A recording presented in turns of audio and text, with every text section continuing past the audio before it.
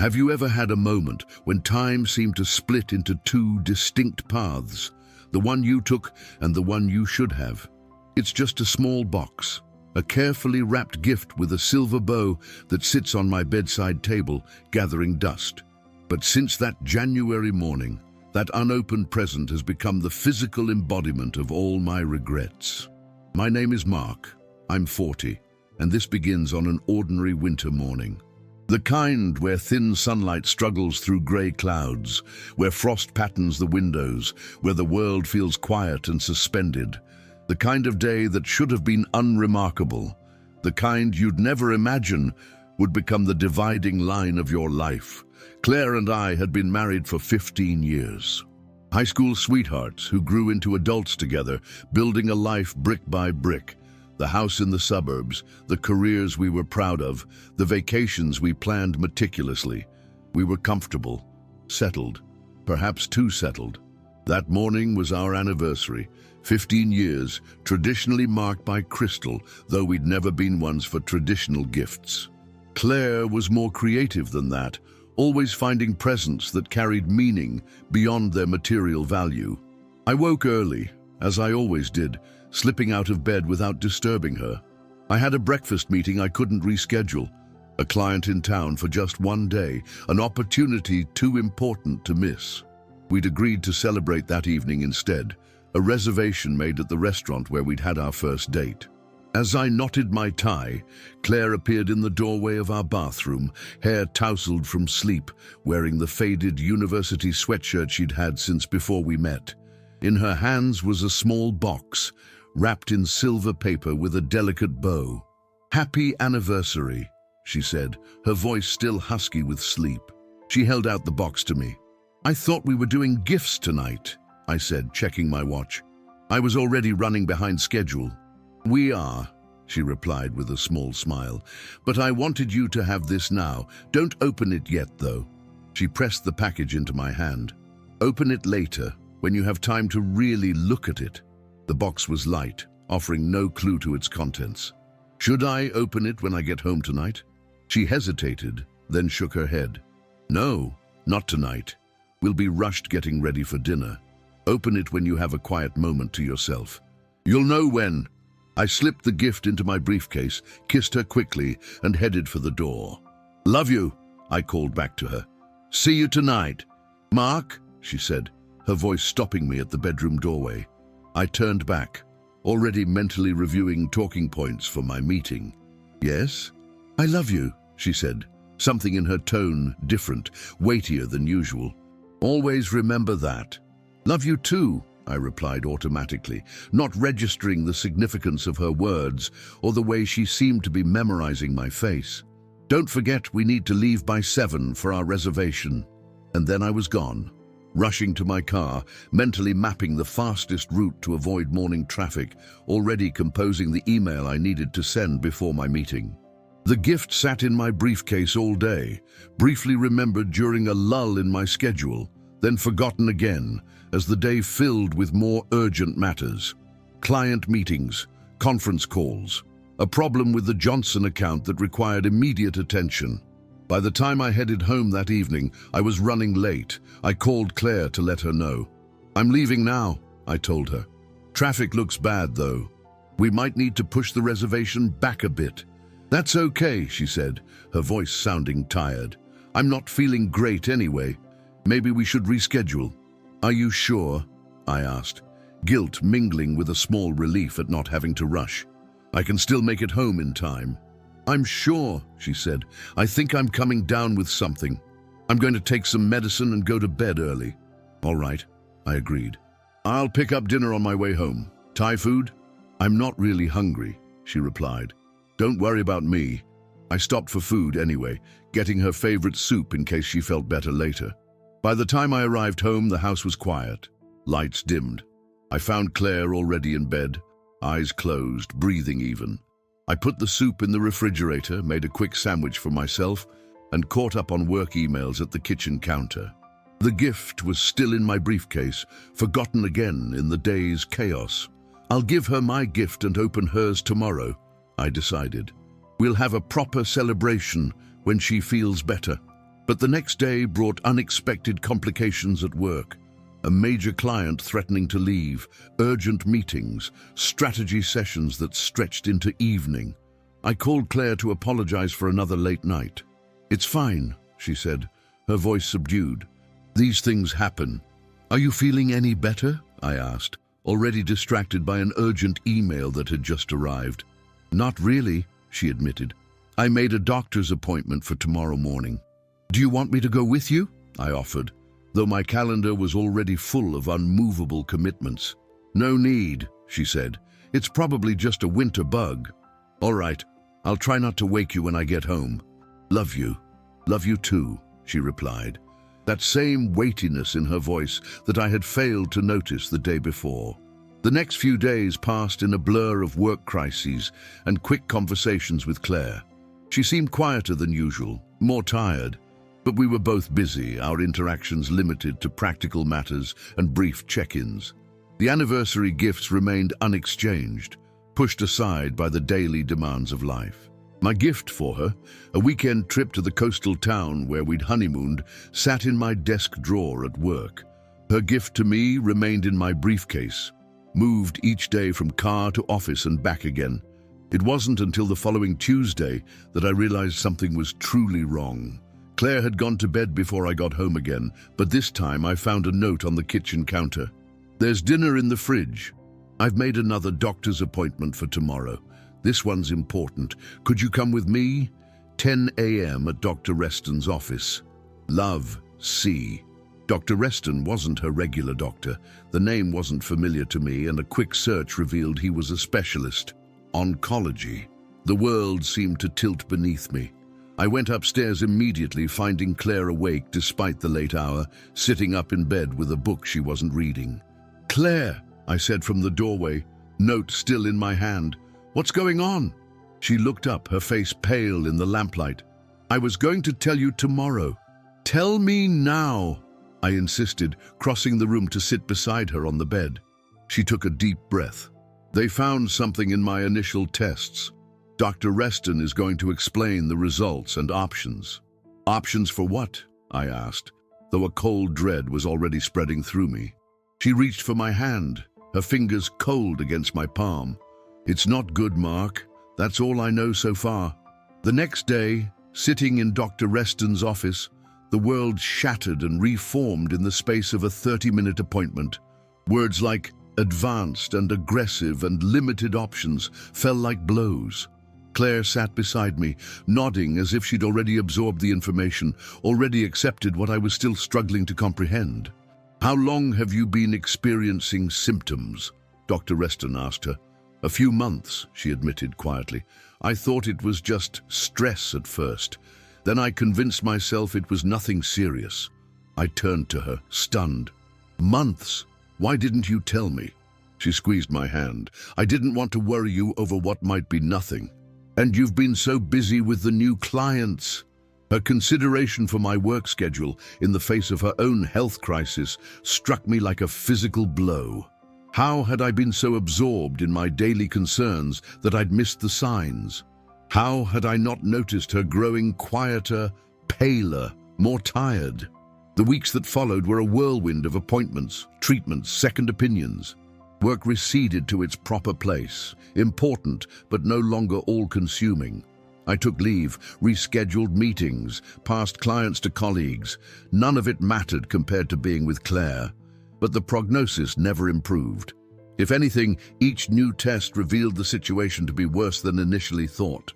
The timeline the doctors gave us kept shrinking, from potentially years with treatment to perhaps months, to weeks if we're fortunate. Through it all, Claire remained the stronger one, making jokes to lighten unbearable moments, insisting we not waste time on regrets, planning what she called her exit strategy with the same meticulous attention she'd always given to our vacation itineraries. "Promise me you won't put your life on hold after," she told me one evening as we sat on the porch swing watching the sunset. "I need to know you'll keep living, really living." "Don't talk like that," I pleaded. "We're still fighting this." She smiled sadly. "We're prolonging, not fighting. There's a difference." She turned to face me fully. I need your promise, Mark, that you won't lock yourself away with grief, that you'll stay connected to people, that you'll eventually find joy again. Claire, promise me, she insisted. It's the only thing I need from you now. So I promised, words catching in my throat, tears blurring my vision. I promise. It was later that night, as Claire slept fitfully beside me, that I remembered the anniversary gift, still in my briefcase, still unopened nearly 2 months later. I slipped out of bed and retrieved it, holding the small silver package in the moonlight that filtered through our bedroom window. Open it when you have a quiet moment to yourself. You'll know when. Was this the moment she'd meant? Now, when our world had narrowed to hospital visits and medication schedules. Now, when each day felt both precious and terrifying. I sat on the edge of the bed, turning the package over in my hands. Something kept me from opening it, a strange, superstitious feeling that as long as the gift remained wrapped, something of our normal life remained intact. As if opening it would be admitting that we had crossed into this new reality permanently. I'll open it when she gets better, I decided, returning the gift to my briefcase. It will be a celebration. But Claire didn't get better. Despite treatments, despite specialists, despite every medical intervention available, she continued to fade before my eyes. Our conversations turned from the future to the present, then to the past, reminiscing about our years together, revisiting favorite memories, telling stories we both already knew by heart but needed to speak aloud one more time. The gift remained unopened, moved from my briefcase to my nightstand drawer, a promise to myself I couldn't yet fulfill. Claire never asked about it, and somehow that made it worse, as if she understood my reluctance, as if she knew I was clinging to any small denial I could manage. On a clear morning in early April, 3 months after our anniversary, Claire left us. Quietly, peacefully, her hand in mine, her parents and sister gathered close. Her last words to me were simple, "Remember your promise." And then she was gone, leaving behind a world that seemed impossibly empty without her in it. In the blur of days that followed, the arrangements, the service, the endless casseroles from well-meaning friends, I moved through life on autopilot. Claire had planned much of it herself, leaving detailed notes about what she wanted, making my only job to execute her wishes. It wasn't until a week after the service, alone in our too-quiet house, that I opened the nightstand drawer and saw the gift again. Silver paper now slightly crushed on one corner, bow a bit flattened, still waiting. I sat on the edge of the bed, our bed, and held the package in trembling hands. Open it when you have a quiet moment to yourself. You'll know when. Was this the moment? Now, when she was gone. Now, when opening it meant facing whatever message she'd left for me, I couldn't do it. The finality of it, reading words she had written when she was still here, still my wife, still Claire, was too much to bear. I placed the gift on her pillow, staring at it through tears. "Not yet," I whispered. "I'm not ready yet." And so the package moved to my bedside table, where it has remained since. A silver box that holds something I both desperately want to know and am terrified to discover. A last message I'm not brave enough to receive. Sometimes, in the darkest hours of night, I reach out and touch the cool silver paper, run my fingers along the edge of the bow. I imagine Claire's hands wrapping it, tying the ribbon with care, perhaps including a card inside with words meant just for me. Words I should have read months ago, when she was still here to see my reaction. When I could have thanked her, held her, shared whatever moment she had planned with such thoughtfulness. "Open it later," she had said, but I waited too long. And now the gift sits there, unopened forever, a physical reminder of all the moments I missed, all the priorities I confused, all the time I thought it's been 8 months since Claire left. 8 months of carrying the weight of that unopened gift, of living with the physical reminder of opportunities lost, of wondering what final message waits inside silver paper that I can't bring myself to tear. Winter has circled back around, bringing with it the anniversary of our last anniversary. The house feels different now. I've rearranged furniture, donated some of Claire's clothes, painted the kitchen the sunny yellow she always wanted, but we never got around to. Small changes that help me move forward while honoring her memory. I've kept my promise to her, at least in part. I haven't locked myself away entirely. I returned to work, though with boundaries I never maintained before. I have dinner with friends occasionally. I call her parents every Sunday. I adopted a dog from the shelter, a quiet, patient companion who doesn't mind when grief suddenly overwhelms me. But the gift remains unopened, sitting on my bedside table like a question I can't answer. Friends have noticed, of course, those closest to us who visit the house, who see it sitting there gathering dust. "Why don't you open it?" my sister asked gently during a recent visit. "Don't you want to know what's inside?" "Of course I do," I admitted. "But once I open it, that's it. The last thing she ever gave me will be finished, complete. There will be nothing new from her ever again." My sister's eyes softened with understanding. "Maybe that's why she wanted you to wait for the right moment, not because of what's inside, but because she knew you'd need something to look forward to, something to save." Perhaps she's right. Perhaps Claire, who knew me better than anyone, anticipated this very hesitation, this need to keep something of her in potential rather than in completion. My therapist, yes, I started seeing one, has a different theory. "The gift has become symbolic," she suggested during a recent session. "It represents all the ways you feel you failed Claire in her final months, all the attention you wish you'd given her sooner. As long as you don't open it, you don't have to fully accept that no amount of regret can change the past." There's truth in that too. The gift sits there like a reproach, a reminder of the anniversary celebration we never had, of the early symptoms I didn't notice, of all the times work seemed more important than watching her face across the breakfast table. I've developed a complex relationship with that small silver box. Some days I speak to it, telling Claire about my day as if she might somehow hear through the wrapping paper. Other days I can't bear to look at it, turning it to face the wall before I can sleep. Occasionally, I consider putting it away in a drawer, but that feels too much like hiding from the truth of my regret. Last month, on what would have been Claire's 39th birthday, her mother came to visit. We had lunch, shared memories, looked through old photo albums. As she was preparing to leave, she noticed the gift still sitting on my bedside table. "You still haven't opened it," she said. Not a question, but an observation. "I can't," I confessed. "I'm afraid of what it might say. That she knew she was sick even then. That she was trying to tell me something I was too busy to hear." Martha, Claire's mother, sat on the edge of the bed, reaching out to touch the silver paper gently. "Claire always put so much thought into gifts," she said, smiling through tears.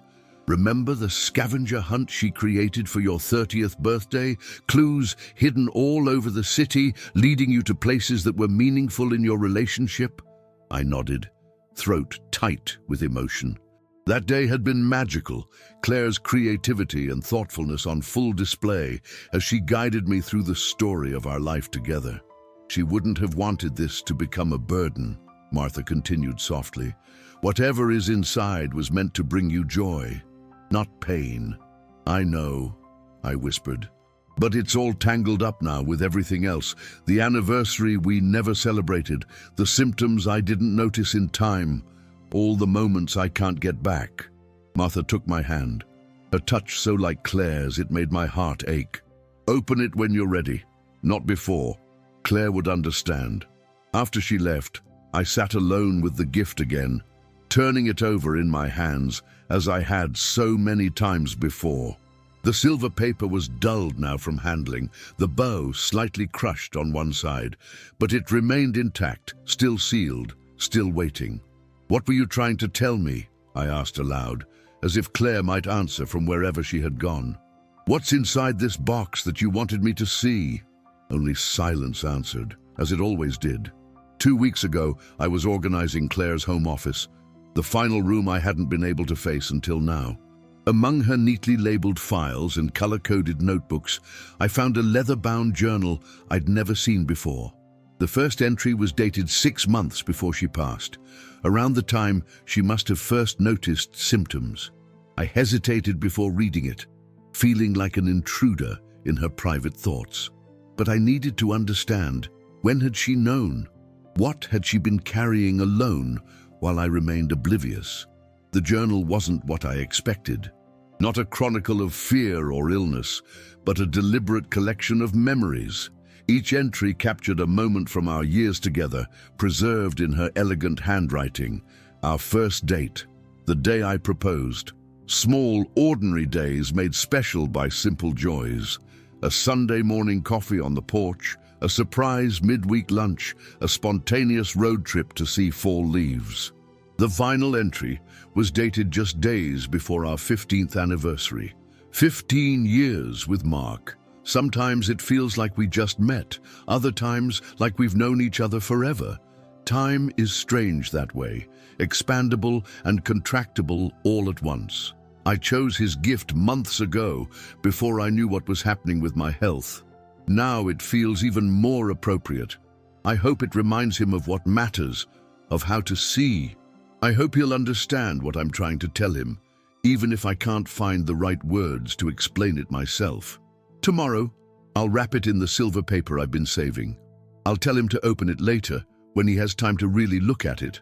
Not because it's complicated, but because the simple things deserve our full attention. That's what I've learned these past months. That attention is the most precious gift we can give each other. I hope years from now he'll remember that. Not the missed dinners or the late nights at work or the small disagreements, but the moments when we truly saw each other. Those are the threads that have woven our life together. Those are what matter in the end. I closed the journal, tears streaming down my face. Claire had known, or at least suspected, that our time was limited. And still, her focus wasn't on fear or anger, or even the unfairness of it all. It was on preserving what mattered, on distilling 15 years of love into something tangible I could hold on to. That night, I returned to our bedroom and sat on the edge of the bed, the silver package in my hands once more. The weight of it, both physical and emotional, felt different now. Not a burden of guilt, but an offering of love. Open it when you have a quiet moment to yourself. You'll know when. Maybe this was finally the moment Claire had meant, not when grief was raw and overwhelming, not when regret colored everything, but now, when I could begin to see our story the way she had, not defined by its ending, but by all the beauty that came before. I slid my finger under the edge of the wrapping paper, then stopped. A strange sense of finality washed over me. Once opened, this last gift from Claire would be complete. There would be no more firsts between us, no more discoveries, no more tangible reminders of her thoughtfulness waiting to be revealed. I carefully set the gift back on the bedside table. "Not yet," I whispered. "I'm still not ready." And so the silver package remains, slightly worn now from months of handling, but still intact, still unopened, still waiting. Perhaps it always will be. Perhaps that's become part of its meaning, a reminder that some things can't be rushed, that grief follows its own timeline, that healing comes not in finishing, but in continuing. In my more rational moments, I know Claire would want me to open it, to receive whatever message or memento she selected with such care, to complete the circle of giving and receiving. That was her intention. But in my heart, I've come to understand something else, that the unopened gift has become a different kind of gift altogether. A tangible reminder to never again postpone connection for convenience, to never again assume there will be a better time, a quieter moment, a more perfect opportunity to pay attention to what matters. Each morning when I wake, I see it there, this small silver box that contains both mystery and meaning. And each morning I make the same promise to myself and to Claire's memory, that I will live this day fully aware of its preciousness, that I will not delay joy or postpone love or take for granted the simple gift of being alive. Claire's final journal entry has become something of a mantra for me, Attention is the most precious gift we can give each other. In her wisdom, even facing the end of her life, she understood what I was still learning. That presence matters more than presence. That seeing matters more than saying. That time intentionally shared matters more than time merely spent. Last week, I had dinner with friends for the first time in months. Throughout the evening, I caught myself reaching for my phone out of habit, checking emails, responding to texts, scrolling mindlessly during lulls in conversation. Each time I stopped myself remembering Claire's words, remembering the cost of divided attention. "You seem different," my friend David commented as we were leaving the restaurant. "More present." "I'm trying," I told him. "I'm learning to pay attention." Yesterday would have been our 16th anniversary. I took the day off work and drove to the coastal town where we'd spent our honeymoon. The destination I'd planned to surprise Claire with last year, the trip we never got to take. I walked alone on the beach where we'd once walked together, collected shells as she used to do, watched the sunset from the same viewpoint where I'd once wrapped my arms around her against the evening chill. And for the first time, I brought the silver package with me. Sitting on the sand, as stars began to appear above the darkening ocean, I held the gift in my hands and spoke aloud to Claire, as I often do when no one else is around. "I found your journal," I told her. "I understand better now what you were trying to teach me, about attention, about presence, about seeing what matters while it's right in front of you." The waves continued their rhythmic advance and retreat, indifferent to my words, but somehow comforting in their constancy. "I haven't opened your gift yet," I continued. "I'm still not ready to reach the end of the trail of breadcrumbs you left for me. But I promise I'm following the path you tried to show me, learning to be fully present, to see clearly, to give the gift of my complete attention." As darkness settled fully around me, I made a decision. Not to open the gift, not yet, but to stop torturing myself about when or whether I should. To accept that perhaps its purpose had already been fulfilled, not in its contents, but in its presence. In the way, it had forced me to confront my regrets and emerge with a clearer understanding of what matters. I returned to the cottage I'd rented for the night and placed the silver package on the bedside table, just as it sits at home. But something had shifted. The gift no longer felt like an accusation or a burden of guilt. It had become a teacher, a reminder, a touchstone connecting me to Claire and to the wisdom she tried to share when time was running out. Perhaps someday I'll be ready to open it, to discover what final message Claire wrapped so carefully in silver paper and trusted me to understand. Perhaps there will come a morning when I wake up and know with certainty, this is the day. This is the moment she meant. Or perhaps the gift will remain unopened forever, a silver box containing infinite possibilities, a question without a final answer, a conversation between Claire and me that never has to end. Either way, I've come to understand that the real gift was never what's inside the box. The real gift was Claire herself, her love, her wisdom, her patient teaching, even as she prepared to leave. The real gift was the lesson it took me too long to learn, that nothing is more precious than this moment, this conversation, this opportunity to be fully present with those we love. So if someone hands you a gift and says, "Open it later," consider opening it now, not because later might never come, though that's true, but because now is what we have. Now is the only moment we can be certain of. Now is when we can still say thank you, still share joy, still look into each other's eyes and see the gift that matters most, the gift of our complete attention, our full presence, our undivided heart. It's a lesson I learned too late with Claire, a wisdom purchased at terrible cost, but it's also a legacy I carry forward day by day, choice by choice, moment by moment, honoring her not just in memory, but in how I live.